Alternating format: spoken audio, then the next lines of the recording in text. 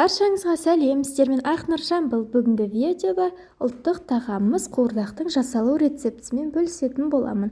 Алдымен, егер де сіздер менің каналыма тіркелмеген болсаңыздар, онда дәл қазір тіркеліп, қоңыраушаны басып, жаңадан шыққан видеолармен таныса отырыңыздар.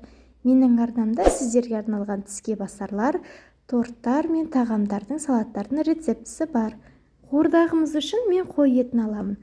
Қойымыздың алдыңғы қол етін аламыз және де осылай сүйегімізден етін ажыратып аламыз. Барлық етімізді 4 бұрышты етіп ұсақтап турап шығамыз.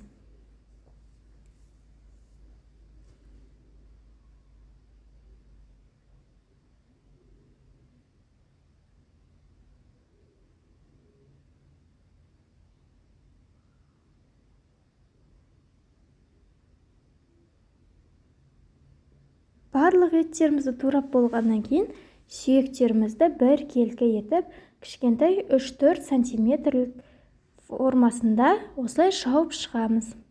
Шабылған сүйектерімізді пышағымыздың көмегімен бөліп шығамыз.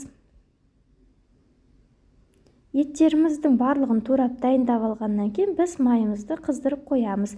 Қызып тұрған майымызға бір дана пиязымызды тураймыз да осылай қызартып қуырып аламыз. Және де біздің майымыз қуырылып жатқан кезде осылай біздің етімізді ыдысымызға салып, салқын суменен жуып аламыз. Менде жаңадан тұздалған ет болғандықтан, оны 2-3 қайтара жуып аламын. Және де жуылған, тазартылған еттерімізді осылай қызып тұрған табамызға салып шығамыз.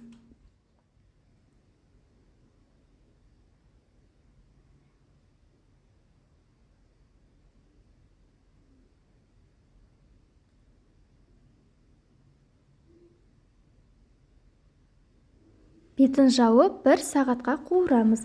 Осы аралықта біз картобымызды дайындайтын боламыз. Мен 1 килограмм картоп алдым және ол картобымызды ұсақтап, жақсылап жіңішкертіп, қабықтарын тазартып аламыз. Ортасында қуырдағымызды араластырып қоямыз. Біз бұл етті жақсылап араластырып аламыз және де баяу отта 1 сағаттай қуыратын боламыз, өзінің бабымен піскенше. Енді біздің еттеріміз қуырылып атқан кезде біз картоптарымызды дайындаймыз. Тазартылған картоптарымызды алдымен 2 бөлікке бөлеміз. Сол 2 бөлігімізді теңде 4 бөлікке бөліп шығамыз. Барлығын бір келкі етіп турап шыққаннан кейін оларды шамалы уақытқа қоя тұрамыз.